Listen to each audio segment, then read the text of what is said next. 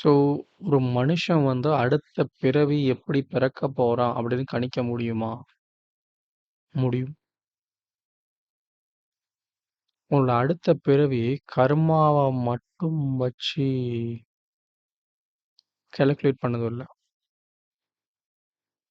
அதுக்கும் மேல இன்னொன்னு இருக்கு. அறிவு, knowledge.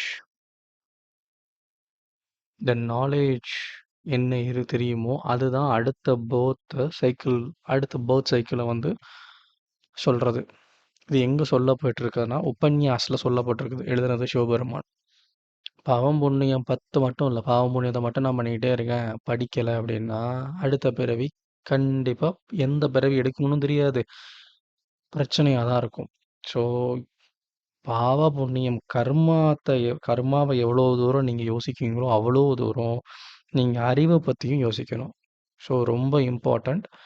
Knowledge will only lead to what cycle of birth you going to take. அடுத்த பிறவியில என்ன பிறவி எடுக்க போறீங்கன்னு சொல்லிட்டு அறிவு தான் முடிவு பண்ணும். ஸோ, நெறைய படிங்க.